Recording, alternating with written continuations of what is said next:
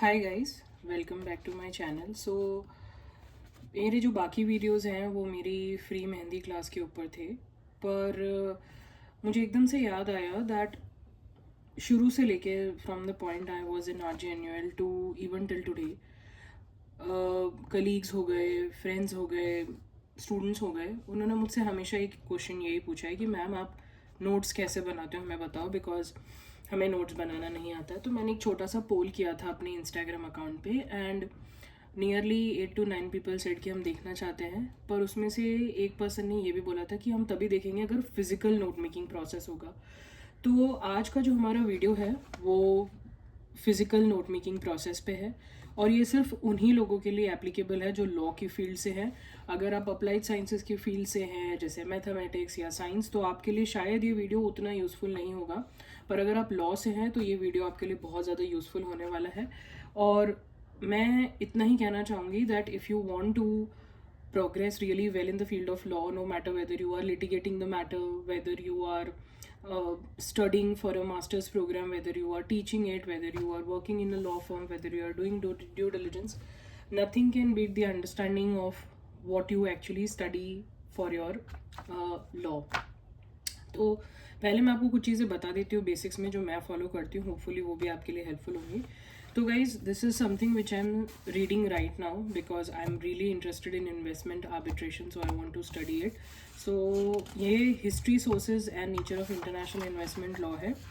तो इसको मैं पढ़ रही थी और मैंने इसमें काफ़ी सारी चीज़ें हाईलाइट की थी, और इसका जो नोट है वो मैं ऑलरेडी बना रही थी, तो वो मैं आपको दिखा देती हूँ। तो ये मेरा नोट है, तो इसमें मैंने बेसिकली थोड़े कलर्स वलर्स यूज़ करके किया है। 80 to 90% of the people when they start with their note making process, they start making their notes in this way only। और ये कोई ख़राब मेथड नहीं है, ये एक बहुत अच्छा मेथड है, पर आपको समझना पड़ेगा कि sometimes you kind of don't remember the topic in total, और जितना टॉपिक आपने पढ़ा है उतना ही टॉपिक आपको पता होता है। तो आज हम ये कन्वेंशनल नोट मेकिंग प्रोसेस नहीं करेंगे, आज हम कुछ और करने वाले हैं। तो उसके लिए जो मैं मटेरियल भी ले रही हूँ वो मैं ये वाला मटेरियल नहीं ले रही हूँ, which is history, sources and nature of international investment law, क्योंकि मैंने इसको ऑलरेडी पढ़ना चालू कर दिया है। आज मैं आपके सामने एक नया रीडिंग मटेरियल ले रही हूँ, which is interpretation and intertemporal application of investment treaties. So basically, when you read international investment arbitration, bilateral investment treaties are the basic of it. So मुझे इसके बारे में बहुत ज़्यादा knowledge नहीं है, पर I want to gather an idea of this entire document really quickly, but which will also help me to read this material later. तो अब सबसे पहली चीज़, those people who know me personally and those who have been following my Instagram account specifically, and even if they've watched the YouTube video on a stationery haul, I am a person who loves stationery, but please understand that stationery के अंदर भी मैं काफ़ी reform कर चुकी हूँ अपने आप को एज अ शॉपaholic। मैंने बहुत टाइम से नहीं किया है shopping in terms of stationery, पर कुछ चीज़ें आपको लेनी ही चाहिए। सबसे पहली चीज़ है, for physical note making process please buy A3 sheets. ये सबसे बड़ी शीट्स होती हैं, काफ़ी ज़्यादा बड़ी होती है ये शीट्स। उसका रीज़न ये है कि कभी कभी एक ही पेज के अंदर आपका जो पूरा टॉपिक है वो कवर हो जाता है। So it's very essential that you take up an A3 sheet, and if you are planning to make physical notes, then these are really beneficial for you. Second thing which I would advise you to make an investment on is Zebra mild liners.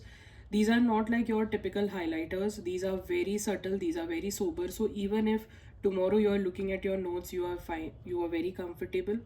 And if you are someone who is like me, who doesn't like lot of चटाक colours and all, उसके लिए भी ये बहुत अच्छा है।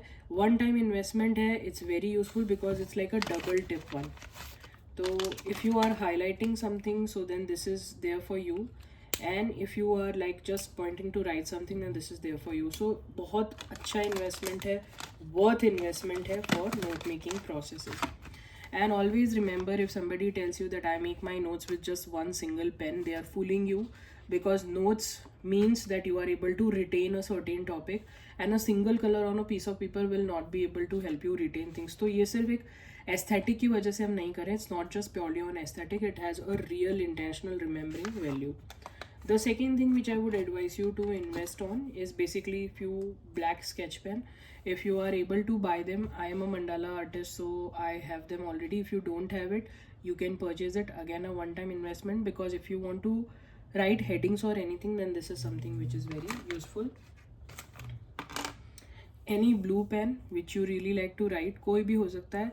Hauser is a good company, 10 रुपी का pen है, बहुत अच्छा है, बहुत ईजी है. Always use a light weight blue pen, don't use very heavy or chunky pens. Okay, one more which I would advise you to invest on is simply colored pens. I love these are Rolla Gen-X pens. These are available on Miso. बहुत ज़्यादा अच्छे हैं ये. Very simple, very thin, very meticulous. Each and every color is very different and they are exactly the way they are portrayed in their bodies. So ये बहुत worth investment है. I think this is 100 rupee per packet, hardly 100 rupees, and it's worth the money. Okay, so now we will start with our note making process. Firstly, we will just look at the heading. Okay, so guys, whenever you are making notes, it will be a long process, so always ensure that you have some kind of liquid or anything with you. This is just a coffee, cold coffee, because it does get tiring after a certain time. So अभी बहुत बड़ा document है, तो आज हम जो note making करने वाले हैं वो थोड़ा सा अलग होने वाला है, but I hope it will be very very useful to me. So what I will do is I will take the yellow और द मस्टर्ड कलर, और एकदम मिडल में I will just draw a box. Okay, इसको मैं अच्छे से highlight करने वाली हूँ. ठीक है, और अब जो भी मुझे लगता है, मेरे पास में जो बड़ा पेन है उससे मैं इसके अंदर कुछ लिखूँगी. तो जैसे मुझे पता है कि मेरे को इसके अंदर काफ़ी डिटेलिंग से लिखना है, तो what I will write is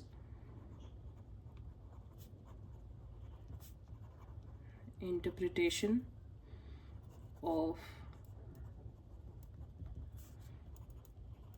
investment treaties, और इसके अंदर मैं लिख रही हूँ इंटरनेशनल इन्वेस्टमेंट आर्बिट्रेशन, ताकि मेरे लिए रेफरेंस पॉइंट क्लियर रहे.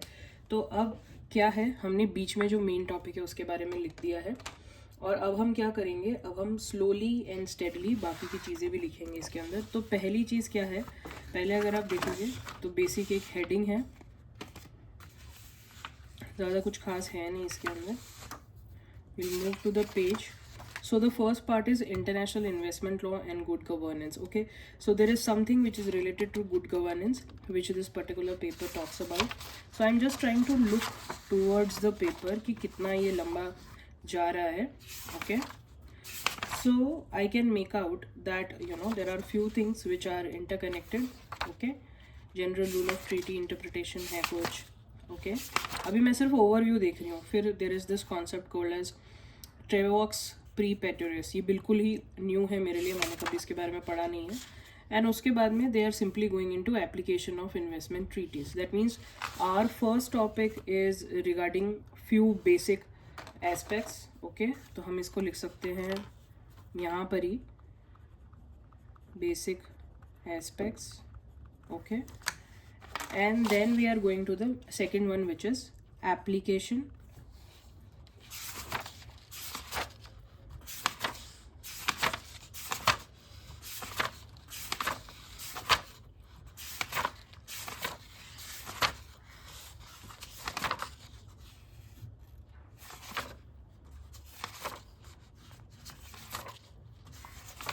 Okay, and you can see it is being divided here. Okay, तो गाइस हमने एक बार के लिए पूरा इस पेपर को देख लिया है. तो हम देख रहे हैं कि जो मेजर टॉपिक्स हैं वो दो ही हैं. पहला तो ये है कि पहला इंटरप्रिटेशन करके है जिसमें कुछ पॉइंट्स दे रखे हैं. ठीक है, और मेजर जो बात है ना वो एप्लीकेशन की बात है. ठीक है, अगर आप देखोगे तो एक पूरा जो सेगमेंट है वो सिर्फ एप्लीकेशन के लिए ही है. मैं जो सर्च कर रही हूँ उसको कहाँ पर है.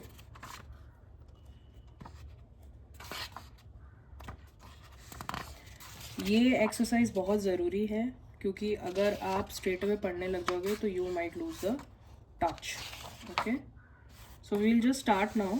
तो अभी एक तरह से हमें क्या करना है, हमें इस पूरे पेपर को सिर्फ 2 में डिवाइड करना है, इंटरप्रिटेशन में और एप्लीकेशन के अंदर. ठीक है, तो हम 2 चीज़ें कर सकते हैं, या तो हम सीधा लाइन खींच सकते हैं, या अगर हमारे पास में टाइम नहीं है तो हम ऑटोमेटिकली भी एक डिफरेंस क्रिएट कर सकते हैं. ठीक है, तो मैं बेसिकली एक लाइन ड्रॉ करने वाली हूँ यहाँ पे. ठीक है,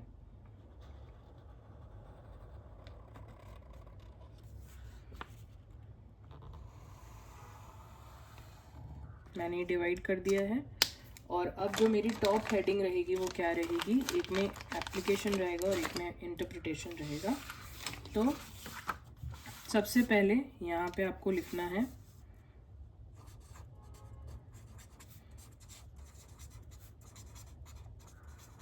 इंटरप्रिटेशन, यहाँ पे आपको लिखना है application. This is like dividing one reading material. कभी भी ऐसा नहीं होता है कि आप एक साथ बहुत सारे रीडिंग मटेरियल्स एक साथ रीड करने लगते हो, और अगर आप वो भी कर रहे हो तो भी ये चीज़ बहुत काम आने वाली है. इसको हम बेसिकली बोलते हैं माइंड मैप. तो हम एक तरह से माइंड मैप क्रिएट करने वाले हैं before we even start reading the topic. Though if you read the topic your mind map will go into much more detail. Okay, तो गाइज मैं अब सारी की सारी जो मेन हेडिंग्स हैं उसको मैं रेड में लिखने वाली हूँ, और उनके अंदर जो कंटेंट होगा वो मैं ब्लू में लिखूँगी, और जो भी स्ट्राइकिंग इन्फॉर्मेशन होगी उसको मैं ग्रीन में लिखने वाली हूँ. तो colour demarcation is very important for you to create a cognitive space. Okay, so I am going. और यहाँ पे मैं थोड़ा सा, यहाँ पे मैं एक छोटा सा पॉइंट एब्स्ट्रैक्ट का भी लिख रही हूँ, या फिर जो की नोशन है इस पूरे पेपर का. ठीक है, वो मैं यहाँ पे लिखूँगी थोड़ा सा. So let's start. सबसे पहली चीज़ है इंटरप्रिटेशन ऑफ इन्वेस्टमेंट ट्रीटी. इसमें जो हमारी पहली हेडिंग है वो है international investment law and good governance. Right, so our first principle is good governance. अब हम आगे गए फटाक से. हम we are just trying to understand by looking at the content that how it is looking. Okay, बहुत हम ज़्यादा अपने आप को फोर्स नहीं करना है, क्योंकि अभी तक आपने ऑफिशियली इसको पढ़ना स्टार्ट नहीं किया. So it's hardly 1 page, so I think ज़्यादा कुछ नहीं हमारे पास में. So second heading is obligations for investors. Okay, कुछ केसेस इसमें मेंशन है, आप देखोगे. फिर तीसरा है general rule of treaty interpretation.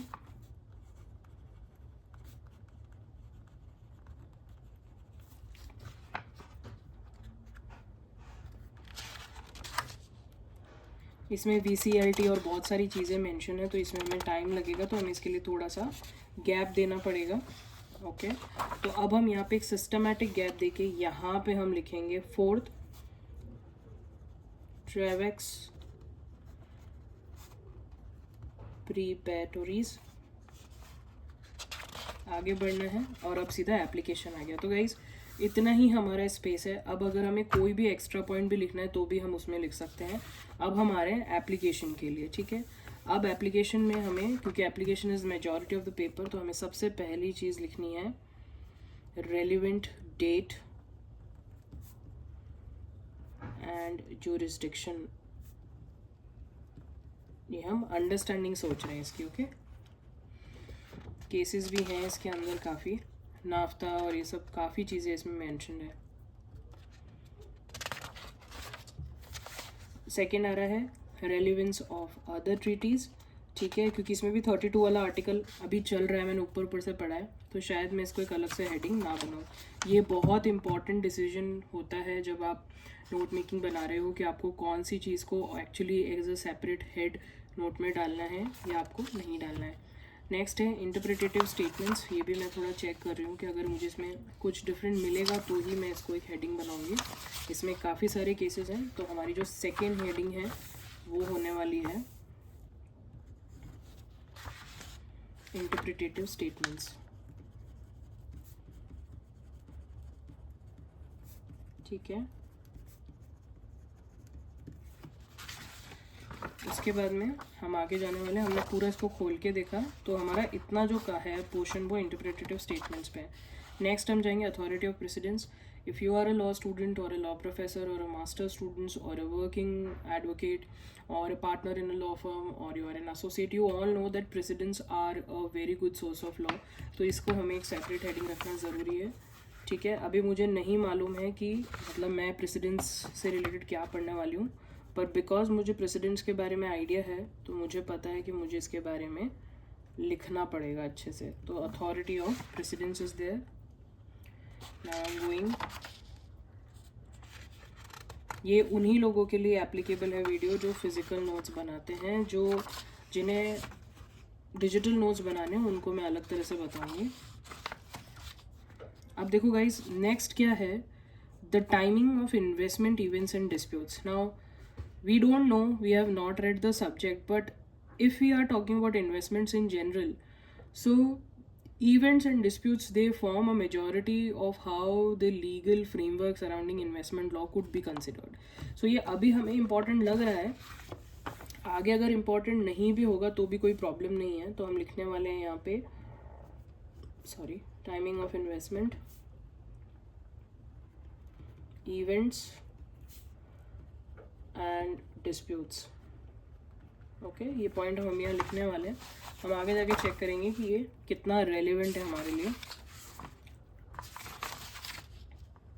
ठीक है, अब इसमें आप देखो इसी के साथ में क्या लिखा हुआ आ रहा है, एप्लीकेबल लॉ एंड जुरिस्डिक्शन। तो हम एक्चुअली इसको यहाँ के इसके साथ मर्ज कर सकते हैं, रेलिवेंट डेट एंड जुरिस्डिक्शन के साथ एप्लीकेबल लॉ, क्योंकि यहाँ पे भी जुरिस्डिक्शन वाली ही बात है। तो अब आप क्रॉस कनेक्शन भी बैठा रहे हो जो भी मटेरियल आप पढ़ रहे हो उससे। ओके, बिकॉज ये आपने लिखा हुआ था इसलिए, ऐसा नहीं कि मैंने ये मटेरियल पहली बार पढ़ा है। For the purpose of this video I am actually opening it for the first time, but because I have written it down so I know that where I can cross connect the topics internally in reading material. Okay,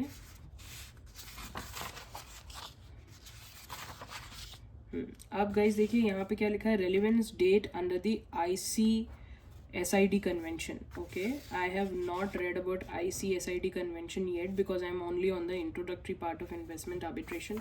But convention है तो obviously another source of law है, तो हम इसको broader theme करके लिखेंगे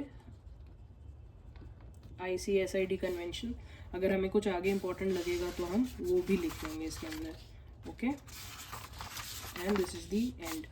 So if you are reading this material now you know very clearly that it is majorly talking about two principles, interpretation and application of investment treaties. For interpretation, it is talking about what is good governance, what are the obligations for investors, what are the general rules related to treaty interpretation. अब अगर कल को आपको इसमें public international law भी पढ़ना है साथ में तो आपको क्लियर है कि ये यहाँ पे क्यों आएगा। Then there is a new principle called ट्रैवेक्स प्री पैटोरिस, ये हमें पढ़ना है। Then in application they are talking about jurisdiction क्या है, डेट क्या है, एप्लीकेबल लॉ क्या है, इंटरप्रिटेशन करते हैं तो उससे रिलेटेड स्टेटमेंट्स कैसे होते हैं, what are the precedents and what are their authorities, and what are the timing of the investments related to the entire treaty, what are the events and disputes, and what is the ICSID convention talks about. So guys, this is basically the convention related to international investment arbitration. So now in totality you have a very clear understanding when you will be writing this paper. पर अगर आपको इसको mind map बनाना है तो आपको क्या करना चाहिए, आपको इसको भी थोड़ा हाईलाइट कर लेना चाहिए like this.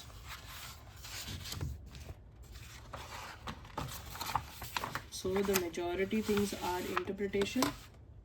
So we'll choose another color because हम basically अब जो है अब हम बॉर्डरिंग पे जा रहे हैं, तो सेम कलर अगर आप रखोगे तो आपको थोड़ी सी प्रॉब्लम होने वाली है। So we are highlighting the word interpretation and we are highlighting the word application, and we can do one more thing, we can straight away draw a parallel like this ताकि we know that these are the bigger subtopics. So your main topic is this, your subtopics are these, and your सब topics are these. और अब इसमें भी हम क्या करेंगे guys, जैसे मैं आपको एक छोटा सा लिख के बताती हूँ। तो मैं मेरे कलर पेन्स भी यूज़ करने वाली हूँ। मैं ब्लू सिंपल इन्फॉर्मेशन के लिए लिखने वाली हूँ, और क्योंकि मैंने रेड यूज़ कर लिया है तो I will be using green for my very striking information. So let's say if I start studying and I am reading this, okay. मान लीजिए मैं ये वाला टॉपिक अब पढ़ रही हूँ, मैंने इंट्रोडक्शन अभी नहीं पढ़ा है, पर मान लो मैं ये वाला टॉपिक पढ़ रही हूँ। तो आप देख सकते हो कि यहाँ पे लिखा हुआ है role of macro economic policies. अभी मैंने पढ़ा नहीं है, मैं आपको बता रही हूँ कि कितना कट शॉर्ट कर सकते हो आप कोई भी content when you are doing note making. यहाँ पे लिखा हुआ है मैक्रो इकोनॉमिक पॉलिसीज़, देन कुछ वर्ल्ड बैंक के बारे में लिखा है, 1989 में कोई इंसिडेंट हुआ उसके बारे में लिखा है, then the treaty between European Community, African, Caribbean and Pacific states in 2000. So some Cotonou agreement के बारे में लिखा है। तो अब मुझे इतना पक्का पता है कि मुझे कॉन्टोनो एग्रीमेंट के बारे में तो लिखना ही पड़ेगा, right. So my first heading in good governance will B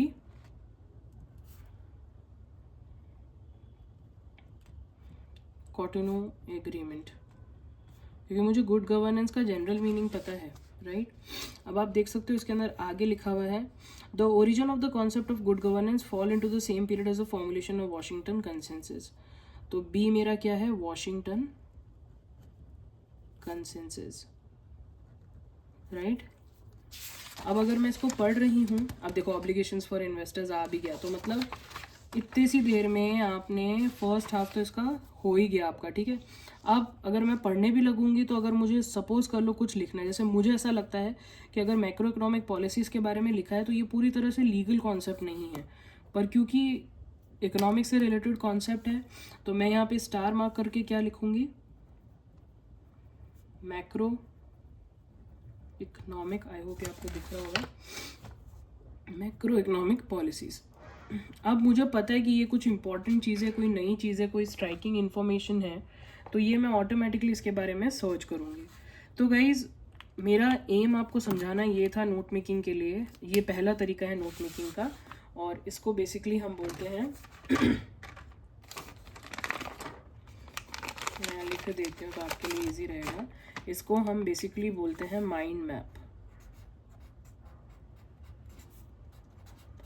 ये एक फिजिकल नोट मेकिंग प्रोसेस होता है। This is very different from a conventional note making process, क्योंकि आप फंडामेंटली विद इन 10-15 मिनट्स में एक पूरे रीडिंग मटेरियल को तोड़ते हो, आप उसके स्ट्रक्चर को समझते हो, और एक बार जब आपको स्ट्रक्चर क्लियर होता है तो आपका एक रिदम बन जाता है उसको पढ़ने के लिए। तो अब अगर जब मैं गुड गवर्नेंस या कॉन्टोनो एग्रीमेंट या वॉशिंगटन कंसेंसस पढ़ूंगी तो मुझे बिल्कुल भी लोड नहीं आएगा, मुझे बिल्कुल भी प्रॉब्लम नहीं आएगी। और because I am associating a colour to a certain point of reading the material, for example main heading, sub material, shocking information. So now I know that how this is gonna pan out, and at the end of it when everything will over, to make it more structures I might give it outlines also. तो जैसे अगर मैंने इसको blue outline दी है अभी, तो इसे मैं शायद ग्रीन दे दूँ ऐसे, तो ये सिर्फ मेरे सब हेडिंग्स की आउटलाइन रहेगी। So this will be very helpful for you to track down your material easily, to read it easily, to write down it easily. But I will be sharing few more methods with you of how to go forward with physical note making process.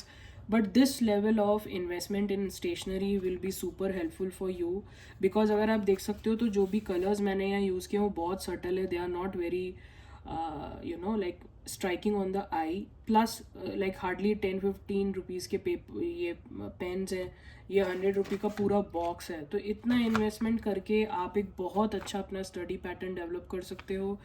someone like me who started in RGNL, जिससे 10 minute भी नहीं पढ़ा जाता था, now I can actually read throughout the day with breaks.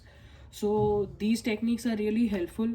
If you think that this video is useful for you, so please comment in the comment box on the YouTube video, because Instagram पे सिर्फ 3 minutes के लिए रहता है। और if you have any suggestions, you please let me know. तब तक I will see you in the next video. Bye bye.